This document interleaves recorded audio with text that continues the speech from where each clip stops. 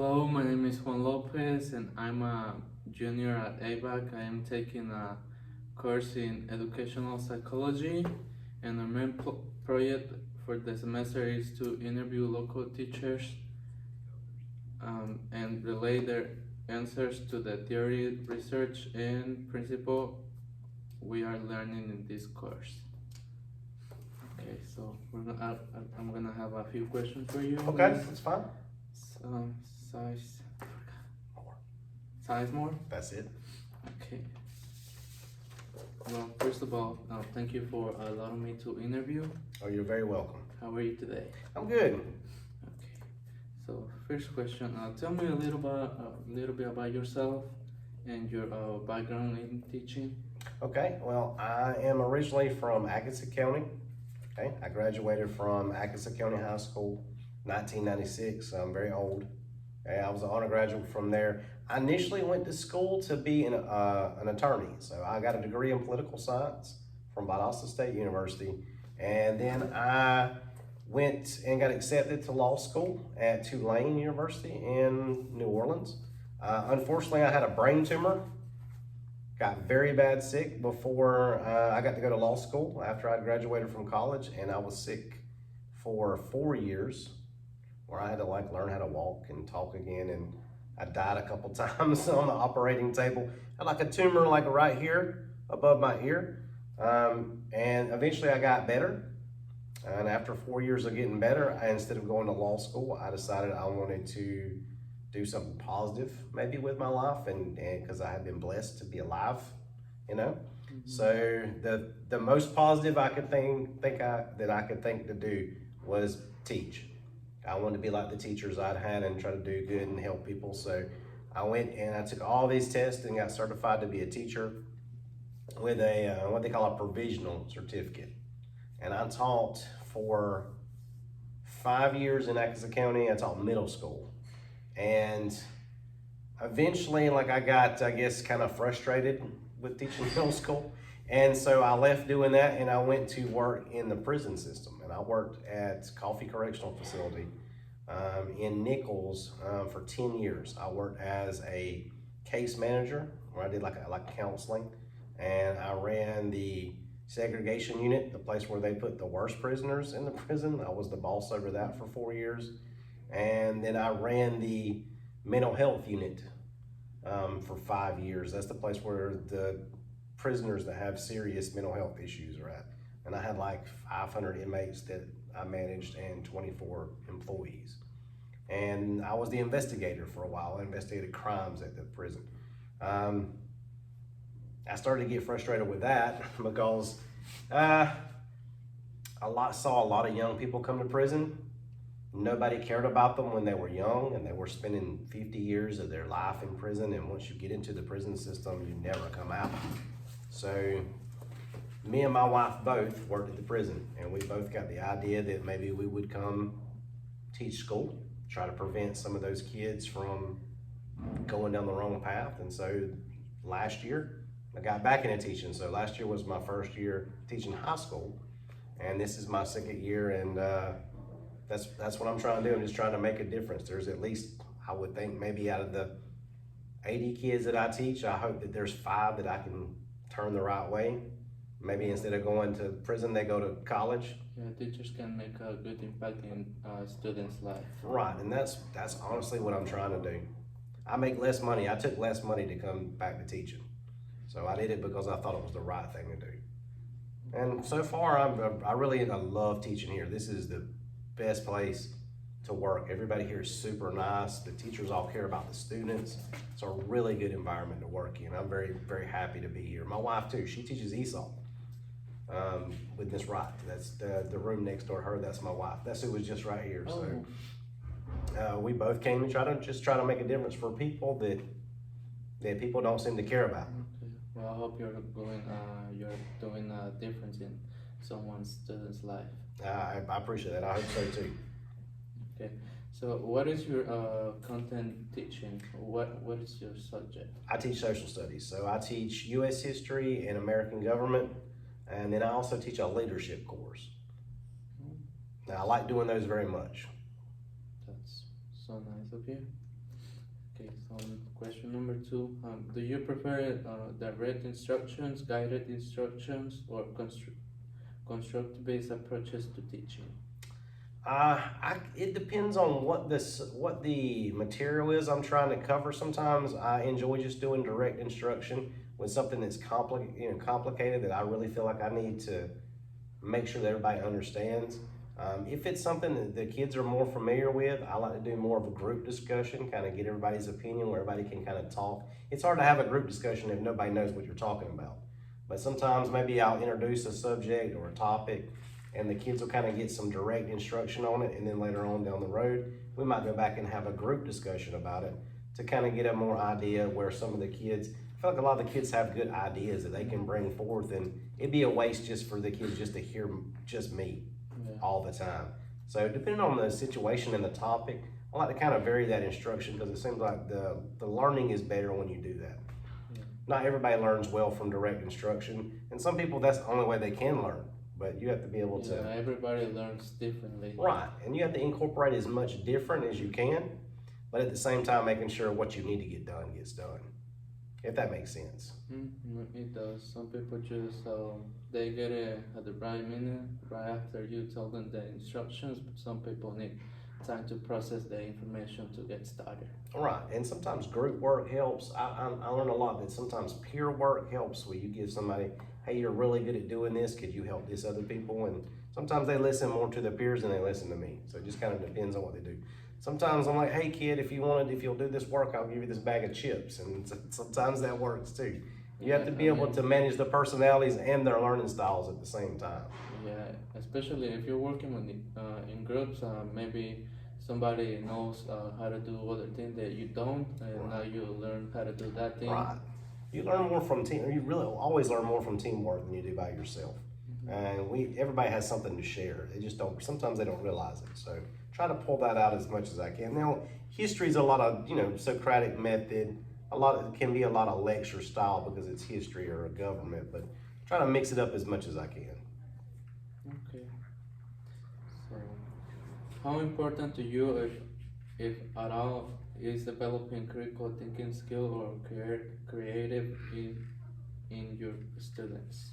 Well, I would think that critical thinking skills are immensely important.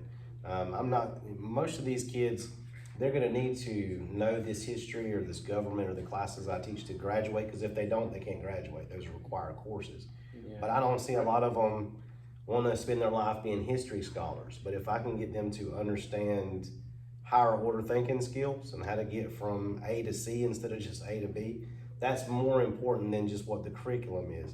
It's the understanding of how things work. Things like cause and effect, those things are super important for your life because you understand consequences. Teaching those skills is more important than just the content to me. So I try to do that. We talk about a lot of things that are sometimes off subject, but they're more about life skills and how to process and how to understand information in history. Logical thinking. Right. History's dominoes. One domino flips over, causes another one, causes another one, causes another one, all the way from time. So if you can teach people to see those patterns, then you can really understand. When we do American government, we start talking about media, and we start talking about campaigns and targeted to people that use psychology to try to figure out how to manipulate the population. They see that, they just don't know that they see it. And when you point it out, it makes for a smarter kid, but a more informed electorate when they grow up. They don't get manipulated into voting for things that are against their interests. So it's just something I think is important to do, very important. Can you share one or two specific examples of activities you do to promote critical thinking or creativity? Yeah, some of the actual lessons that we have, try to do things like acrostics. I don't know if do you know what an acrostic is? It's like when you write a word out, but you want somebody to use the letters to actually make something about what you're writing. I'll give you an example. It looks like this. So if I was gonna write like the word leader, and I do for my leadership, you write it out like this, and then they have to come up with a sentence with each letter that represents something about a leader. So it's getting them to think critically, but use the letters at the same time. Something's very simple, used kind of like as an icebreaker when you're gonna do a new topic. It's very easy to use. And I use a lot of Venn diagrams where you can kind of see how things are different, but it pulls a compare and contrast together where you can see how they're alike. And we do a lot of that stuff where you can compare and contrast, like the English Bill of Rights versus the US Bill of Rights and how they're almost identical. When you put things side by side, they get a real good look at how people think things are different, but they're really the same. Try to make sure I do that with people that are culturally different too. That way they kind of get the idea we're all kind of the same people. We're just all people. And even though people might have minor differences, for the most part, people are pretty much people. They're going to do the same thing. People get up, they take care of their kids, they go to work, they do the same thing all over the world. So try to kind of push that too. But we do a lot of cause and effect with U.S. history. For example, the main cause of World War II was World War I. Actually, the treaty that ended World War I. So try to pull that up and show them how these steps that people took at the end of World War I caused World War II to happen later on down the road. That's like a big thing, like a writing assignment that we'll do. And would you describe your classroom management style? I do two different kinds of styles. One, I do a style where, believe it or not, I try to do a survey where I ask every kid that I teach some questions about themselves, about what type of environment they like, what are some of their interests, what are their hopes and dreams, those kind of things, and how they learn. I do ask those questions. But then I go back and read every single survey, and I pretty much memorize them.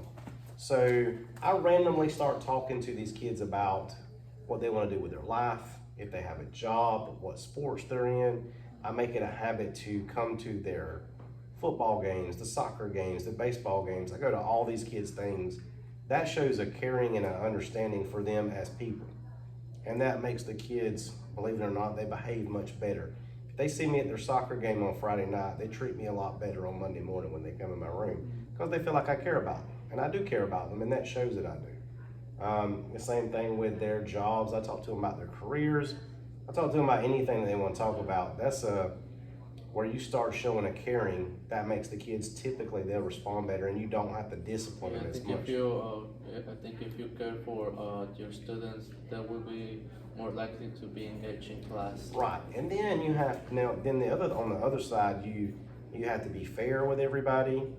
You have to be firm with everybody, and you have to be consistent that this person doesn't get better treatment than that person or that person. And then you need to set an expectation right ahead that this is what I will allow and this is what I won't allow. So you want to be caring and firm at the same time. It's a dichotomy. And for them, I've not had one disciplinary issue. I managed murderers and rapists and gangbangers in prison for years. These kids are nothing like that. So for me, it's not that bad to manage a group of kids. The seating charts and things like that, they help if you need them. There's a lot of good little tasks that you can do.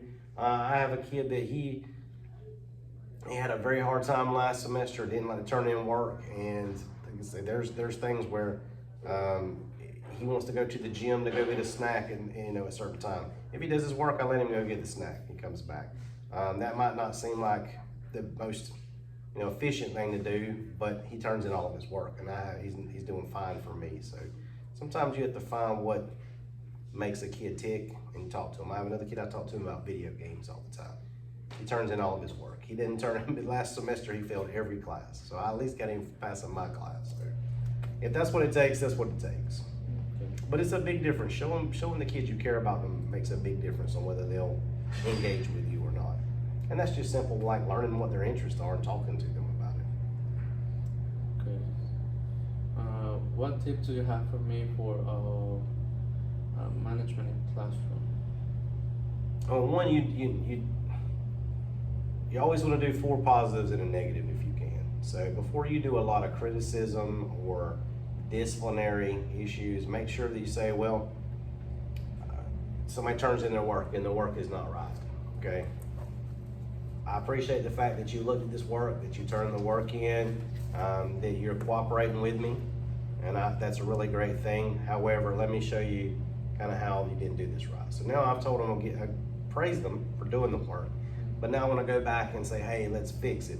That way they're not associating all your interactions with negative criticism. They're just seeing that you're just trying to instruct them. They respond to that pretty well, especially younger kids. Now these kids, you don't necessarily have to do that quite as much, older kids, but in middle school and elementary school, you definitely want to do that kind of way. Don't make threats or anything that you're not going to be able to do. So if you're like, hey, I'm going to call all your parents, you're going to have to call all their parents if that's what you're going to say. So you make sure that the things that you say you're going to do that you're capable of doing. Because if the first time they see you make an idle threat or you make an idle consequence that you can't carry out, then they won't believe anything you say after that. So if you're like, I'm gonna keep doing that behavior. Right, because you didn't do anything about it. You know, like, if you keep that up, I'm gonna spank. You know, like people tell their kids, if you keep that up, I'm gonna spank you, and then they don't spank them. The kids are just gonna keep it up. Or you don't want to start a mommy-daddy thing either. Like, you don't want to say, well, if you don't be quiet, I'm gonna call the principal, because then they're only gonna be quiet for the principal. They're not gonna be quiet for you. So you be the discipline. You're the head person in that room, and they have to know that you're the head person. You don't have to be a dictator or overly aggressive, yelling, screaming, all that kind of stuff, but make sure that they know you're the person that's in charge. They should be good for you, not for anybody else. That's a big thing too. There's plenty of time for teaching, time for playing around. Right, and sometimes you give them a break. You don't have to just be, on their throats all the time. And every kid's not going to be the same. That's the thing. You got to learn a little bit different management style depending on the personality. This says this. Sometimes that doesn't work. You have to be able to bend and be able to be a little flexible sometimes with people. But definitely, like people say that the mom's like, wait till your daddy gets home. Well, before daddy gets home, the kid's just bad. So you don't want to set that up either. Just be yourself. Be genuine too. Kids know when you're faking. So what you say needs to be what you mean, or at least they need to believe that's what you mean all the time. And if you're like that, they respond to that too. Being genuine and being sincere about what you do, and they know that you're really trying, you really care about them, they'll do better. You won't have any management problems usually from that. Unless it's middle school, then you pray a lot if you teach middle school too, with dealing with kids. Those kids seem to be a little bit more undisciplined than what high school kids or elementary school kids are. Okay. In my experience, yeah. Okay, you pointed good points. So, to what extent do you believe is the teacher job to motivate students to learn, and how does this relate to the students developing their own sense of agency? Well, I mean, to a certain point, I do think it is our responsibility up to some point to motivate the kids to learn. But in the end, the kids have to be able to be self-motivated. They have to want to learn on their own, and they want to have to be where they can be independent thinkers. You're not going to follow somebody around their whole life and say, you need to do your work. You need to read this book. You need to study. Like, you want to try to impress upon them the importance of what they need to do, to study, to learn these things you're trying to teach them. But in the end, you have to give them some type of accountability and responsibility for themselves. Because if we don't, then they never learn accountability or responsibility as adults. And that hamstrings kids. I know what happens to people who never learn to be accountable. They wind up in prison. So, one of the policies here is if you're out and there's a test and you only have 3 days to make it up, okay? Should it be my responsibility to remind you that you need to take your test when you knew we were going to have a test? It shouldn't be. It should be the kid's responsibility at this age. With smaller children, that's a different story, but that's just trying to teach them responsibility. Now, sometimes we'll hold their hand a little bit too much and we kind of pull them along. And when you do that, because you want your kids to be so successful, that you start to coddle them, and that can be a mistake. That'll hamstring people in the long run. Like I say, you have to be fair and you have to understand their situations. Okay, I had a soccer game we play a team in Greenbrier. The Greenbrier is in Augusta. They might leave on a Tuesday and they might get back till midnight. So if they had homework to do that night, I knew they were gone until midnight. Maybe I don't just hammer them and say, oh, where's your homework at? Okay, I give you an extra day to do your homework because I know you were gone all night. That's just knowing your students and what they're doing. Or this kid works till midnight every night because they help pay the bills at the house. sometimes you have to figure out what's going on with the kids that do that too. But I think it's kind of both of our responsibility. It's kind of a contract between the student and the teacher. I'm gonna try to motivate you, and I need you to reciprocate and motivate yourself. And when it works that way, it works good. Okay. So, how do you assess a student's learning? Not necessarily through, I mean, some of it is through the tests that they take and quizzes and these unit tests and the data that you get back, but I don't necessarily equate the score on a test to if they actually mastered or understand the concepts. Most of that I do through discussion in my classrooms. If I ask kids questions and they can answer those questions, or at least they understand the basic concepts I'm trying to teach them, then I feel like they've learned something. Whether they make a 92 or a 82 on the test, I mean, that is some of the numbers, and we have to keep up with those numbers. But that's not the whole picture. Sometimes you have kids who they're not the test takers. I had a kid last year, and she answered every question that I asked in class all the time. Then I give her a test, and she'd make terrible. I could not figure out why she was doing so poorly on the test. It turned out she had test anxiety. She just would freak out, and she took any test. She did that in almost every room.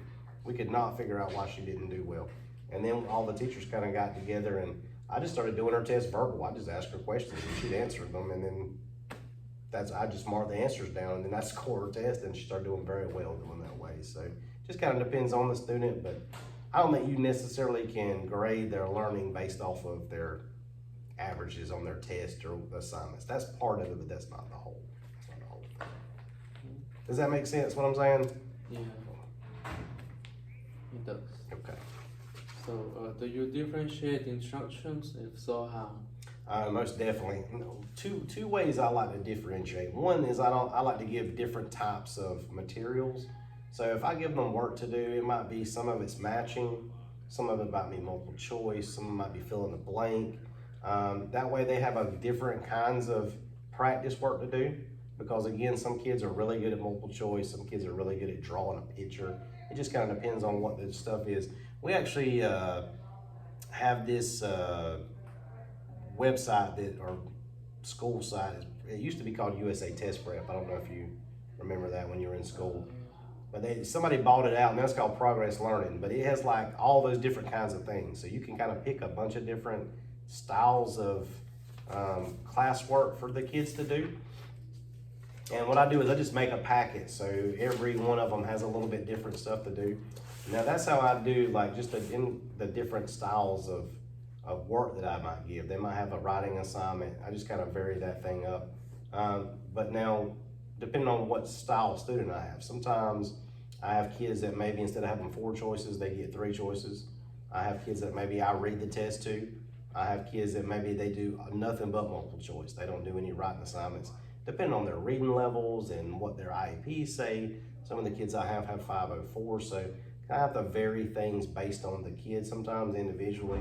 That's part of the differentiation too, but that's just what you just have to do. You have to kind of make things where you can figure out how to make your kids be successful. Big thing is reading levels. A lot of these kids struggle with being able to not read the questions, but understand what they're saying when they read them, because the average reading level is like 6th grade for high school students. Yeah. And so that's terrible. And it's that way for adults in the United States. Average reading level is 5.6 for most people in the United States. Yeah, it sometimes takes for a student, or I used to be one of those who reads the question over and over and doesn't understand it. Right, you can read it. Yeah, it takes like 3-4 times to read it to understand it. Now, every question with every student I have, every test I give, I will let them do the test, but if they need me to not just read the question, to explain what the question's asking. A lot of times they just need somebody to say, hey, this is what this is asking. And I tell them what it's asking, they can answer the question. But when they read it, and they can read it, because I have them read it to me, so I know that they can read the words, but they don't understand the context. So sometimes you have to explain the context. These programs they have set up have read to. So that you do it on the computer and it reads it to you, but it doesn't explain what the question means. So that doesn't really do any good. So I find it's better that sometimes I'll be like, hey, and I'll read the questions. I read over every test that they get. I go through and take every test. And that way I know how hard the test is. And And if it's a question I think is tricky, then I just read it out to them and explain what it's asking. Okay. So in addition questions, what inspires you to become a teacher and how did you start in this career? Well, like I said earlier, I came into teaching late, and I came into teaching to help students and try to prevent them from going down the wrong path in life, just to kind of be a mentor, like the kind of people that I had in my life when I was growing up. These two things I have on my wall over here, they belong to my friend, Mr. Langford, who taught 35 years in school in Pearson. And then when I started teaching, they've been on my wall every year I taught, the first time I taught and this time. He passed away 6 months before I started teaching. So I keep his stuff as a legacy and as a reminder of what kind of person I want to be. And that's what I do. Okay. So how do you keep your students engaged and motivated? One of the easiest ways I found is to try to connect anything to real world stuff that's going on, any of the information, or with history, the thing that's interesting about history is the stories. You have to frame it like it's a movie or like it's a story. So if you tell some of the background, not the basic information, but the stories around it, they tend to like the stories a whole lot better than they do just on this date, this thing happened. Well, explain the background of what happened and kind of explain it in their own way, in their own language and in their own terms. When I do that, it seems like people really like the story, so they pay attention. And I throw some jokes in there, try to be funny a little bit, and sometimes I'll tell them something random that's just not even true. It's just not, but it sounds like what I'm saying is true. And then I'll come back and say, that kid they'll write something down. I'm like, don't write that down, I just made that up. Just made that up on the spot, and they all think that's funny. So a lot of times they listen for the thing that I'm gonna say that's not true, and then I never say it, because everything I say is true. Then they just write everything down. Like I told them that butterscotch is made out of melted Scottish people. That's obviously not true. You're not eating people, it's candy. But they think, come back the next day and say, that's not a fact. And they're like, you're crazy. So they gotta research what you just told Right, them to. and then they'll listen to me to wait to see if I'm gonna say something crazy or not. I don't, not every single day I do that, but I try to do that, and that makes them actually listen closely to what I'm saying. The biggest challenge now is these cell phones. Kids want to put in earbuds. They want to watch their phone, trying to take their phones